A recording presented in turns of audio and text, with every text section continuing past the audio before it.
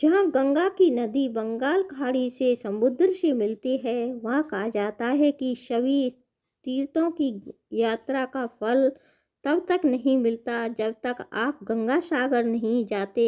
मकर संक्रांति के दिन गंगा सागर में स्नान दान सर्वाधिक महत्व बताया गया है। सारे तीर्थ बार बार पर गंगा सागर एक बार। सागर को महातीर्थ कहा गया है क्योंकि माना गया है कि सारे तीर्थ को फल गंगा सागर आने से मिल जाता है।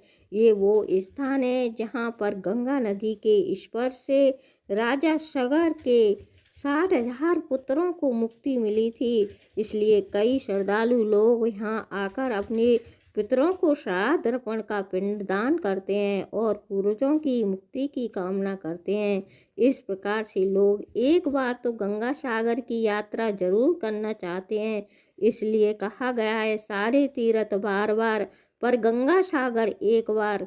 गंगा सागर में दान और स्नान धार्मिक और आत्मिक दृष्टि से काफी महत्वपूर्ण बताया गया है। दूसरा कारण, कोलकाता से गंगा सागर जाने के लिए पहले 86 किलोमीटर दूर काकद्वीप जाना होता है, जहां हर बूढ़ होटल से 305 किलोमीटर स्टीमर नाव से जरिए सागर द्वीप पहुंचते हैं। इसके बाद सागर द्वीप पर 32 किलोमीटर यात्रा करने के बाद गंगा सागर तीर्थ आता है। पुराने समय में यह यात्रा काफ़ी दुष्कर्म और कठिन थी।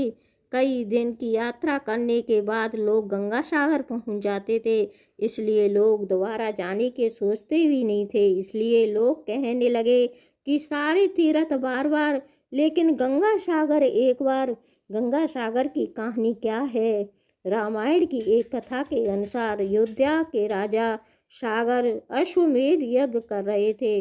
उनके प्रताप से डर के देवताओं के राजा इंद्र ने उनके यज्ञ को घोड़ा चुरा लिया था और कपिल मुनि के आश्रम में जाकर बांध दिया। राजा सागर की 2 रानियां थीं, कोशनी और सुमिति। कोशनी का एक पुत्र था, उसका नाम असमजस था। इसलिए राजा सागर ने उसे अयोध्या राज्य से निकाल दिया। अश्वमेध राजा यज्ञ का घोड़ा चोरी हो जाने से राजा का सागर बहुत चिंतित हुए, क्योंकि यज्ञ पूरा होने के लिए घोड़ा मिलना जरूरी था। राजा सागर ने अपने 60,000 पुत्रों को घोड़ा खोजने के लिए भेजा। घोड़ा खोजते हुए राजा सागर के वे सभी पुत्र कपिल मुनि ने आश्रम में पहुंच गए और घोड़े को वहां बांध देखकर उन्होंने कपिल मुनि को चोर समझा। कपिल मुनि भगवान विष्णु का अंश अवतार थे। उन्होंने करदम ऋषि के पुत्र के रूप में जन्म लिया था। राजा सागर के पुत्र कपिल मुनि के बारे में नहीं जानते थे और उन्होंने मुनि का काफी अपमान कर दिया। इस अपमान से क्रोधित होकर कपिल मुनि ने राजा सागर के पुत्रों को श्राप दिया कि तुम सब अभी भस्म हो जाओगे।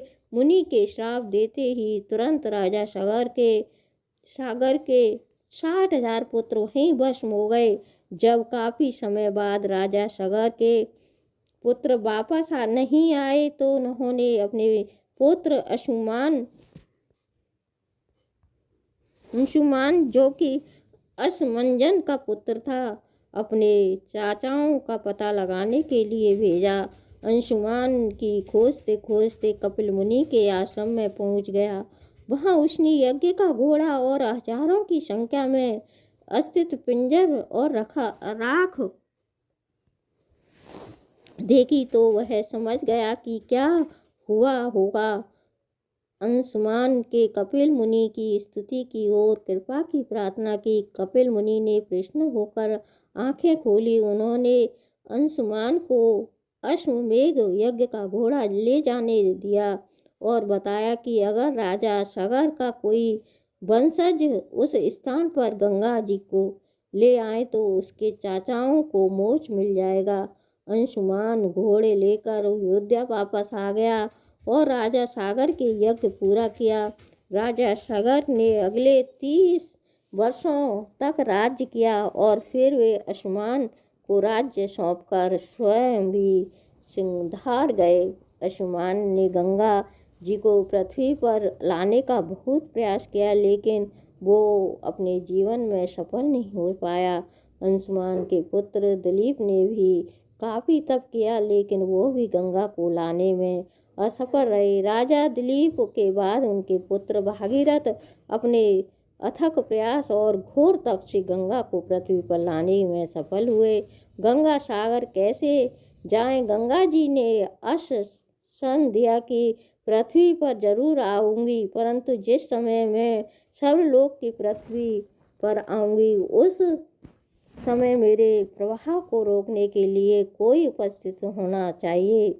इसके लिए भागीरथ ने भगवान शिव को तप करके प्रश्न किया।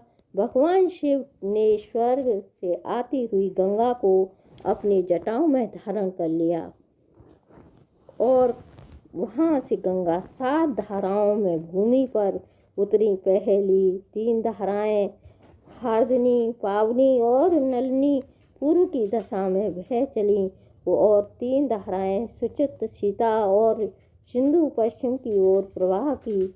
7वां प्रवाह भागीरथ के बताए रास्ते पर बढ़ चला और आगे आगे भागीरथ रथ में चलते चले गए।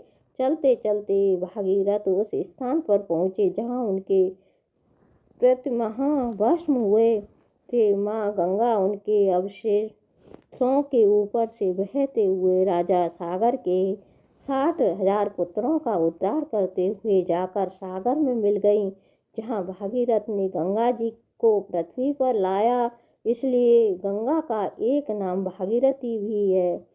गंगा सागर का मेला जिस स्थान पर राजा सागर के पुत्रों को मुक्ति मिली, गंगा सागर वही स्थान, वहाँ पर कपिल मुनि के मंदिर भी जहाँ लोग दर्शन के लिए जाते हैं। गंगा जी के जिस दिन पृथ्वी पर अवतरित हुए तो मकर संक्रांति का दिन था।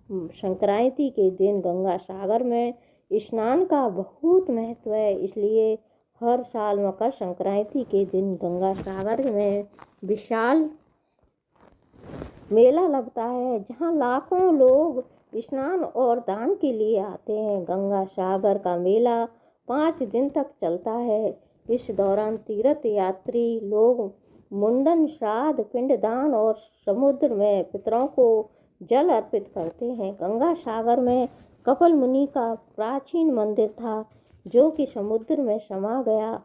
1973 में यहाँ कपिल मुनि का नया मंदिर बना, जहाँ श्रद्धालु वहाँ तीर्थ यात्री दर्शन के लिए जाते हैं। गंगा सागर नदी का एक छोटा सा डेटा द्वीप है, जिसकी आबादी करीब 2 लाख और क्षेत्रफल 282 वर्ग किलोमीटर। सागर द्वीप के एक ओर बंगाल की खाड़ी में और दूसरी ओर बंगाल देश में है।